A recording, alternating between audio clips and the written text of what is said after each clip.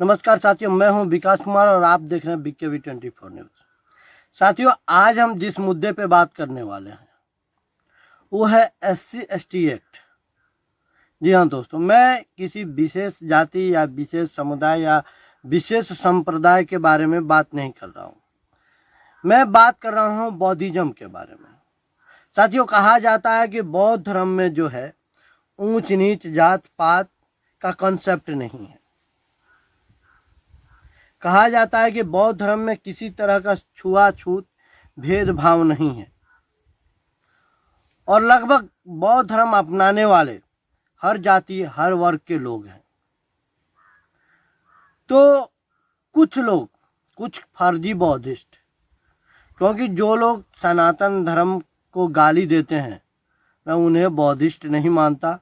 Buddhist सच में वही है जो बुद्ध के कहे हुए मार्ग पे चल रहे हैं और भगवान बुद्ध ने किसी को गाली देने के लिए नहीं कहा था। मैं प्रॉपर बौद्धिज्म का विरोधी नहीं हूँ, लेकिन उन लोगों का मैं विरोधी ज़रूर हूँ जो बौद्धिज्म को अपनाते हुए बौद्ध धर्म को अपना चुके हैं, फिर भी हिंदू धर्म का आड़ लेके आरक्षण का फ़ायदा लगातार ले रहे हैं। मेरा सबसे बड़ा सवाल यह है कि जब बौद्ध धर्म में जाति का कंसेप्ट है ही नहीं, ऊंच नीच का कंसेप्ट है ही नहीं, तो फिर आरक्षण क्यों?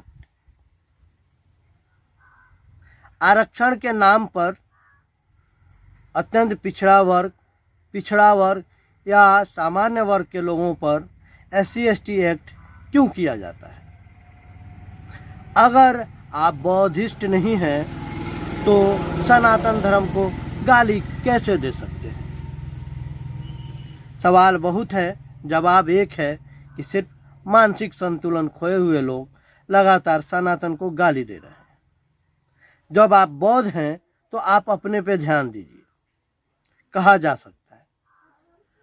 बहुत लोगों को मेरी ये बातें बुरी लगेंगी, कुछ लोगों को ये लगेगा कि मैं एक जाति विशेष को टारगेट कर रहा हूँ। जी नहीं, मैं जाति विशेष को टारगेट नहीं कर रहा हूँ, क्योंकि जिस जाति को आप समझेंगे या जिसको भी कहेंगे, लगभग हर जाति हर समुदाय हर संप्रदाय के लोग मेरे मित्र हैं, मेरे अपने हैं। वो लोग सनातन धर्म को फॉलो करते हैं। मेरा टारगेट सिर्फ वही लोग हैं जो सनातन छोड़ चुके हैं, धर्म परिवर्तन कर चुके हैं। इस कारण, क्योंकि सनातन का जो जाति कंसेप्ट है या वर्ण व्यवस्था है उनको पसंद नहीं था, वो लोग वर्ण व्यवस्था को त्याग कर, जहाँ वर्ण व्यवस्था जाति का कंसेप्ट नहीं है, वो धर्म अपना चुके हैं। जब वो सनातन को छोड़ चुके हैं तो फिर वो आरक्षण का लाभ कैसे ले रहे हैं? ये सबसे बड़ा सवाल है। क्या ये जायज़ है जब आप सनातन में है ही नहीं, जब आप में जाति का कंसेप्ट है ही नहीं, जब आप में छुआछूत है ही नहीं, तो फिर आप SC/ST का आरक्षण का, दलित आरक्षण का लाभ कैसे ले सकते हैं? सोचने वाली बात है। और यहाँ की राजनीति पार्टियाँ अपना वोट बैंक बनाए रखने के लिए लगातार संविधान के साथ छेड़छाड़ करके लगातार इस आरक्षण के दायरे को और मजबूत किए जा रहे हैं, जिससे अगर आप RTI डाल के पता करेंगे तो इस SC/ST एक्ट से ज़्यादातर जो लोग हैं प्रभावित हुए होंगे वो पिछड़ा और अत्यंत पिछड़ा वर्ग के लोग ही प्रभावित हुए होंगे, क्योंकि तथाकथित दलित लोग कभी भी जल्दी किसी सवर्ण पे केस नहीं करते हैं। हालांकि मैं इस जातिगत व्यवस्था का समर्थन नहीं करता हूँ। मैं भगवान श्री कृष्ण का उस वाक्य का समर्थन करता हूँ जिसमें उन्होंने कहा था कि तुम जो कर्म कर रहे हो वही तुम्हारी जाति है, वही तुम्हारी संप्रदाय है। बहुत सारे लोग इस बात का विरोध भी करेंगे। जिन मित्रों को मेरी ये बातें बुरी लग रही होंगी उसे मैं क्षमा चाहूँगा, लेकिन साथियों, ये वीडियो बनाना ज़रूरी था ताकि आप लोग सोचें कि जहाँ जातीय व्यवस्था है ही नहीं, जहाँ ऊंच नीच का कंसेप्ट है ही नहीं, फिर वहाँ आरक्षण की व्यवस्था क्यों?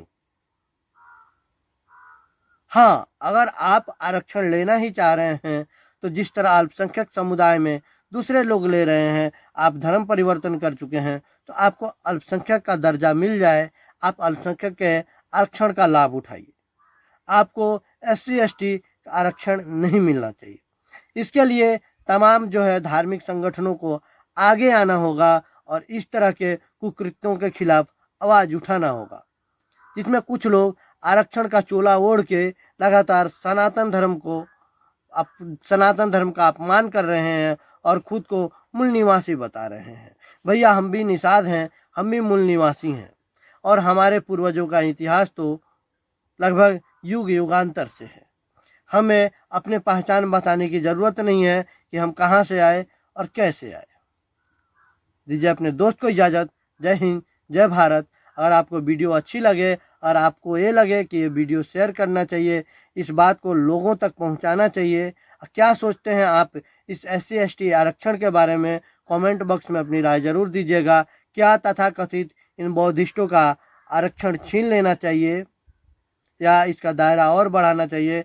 कमेंट बॉक्स में अपनी राय जरूर दीजिएगा। जिन मित्रों को मेरी बातें बुरी लगी हों उनसे क्षमा चाहूँगा, क्योंकि सच बड़ी कड़वी होती है और भारत के लोग अक्सर सच को स्वीकार नहीं करते, क्योंकि सच स्वीकारने की औकात ही नहीं है बहुत ज़्यादातर लोगों में।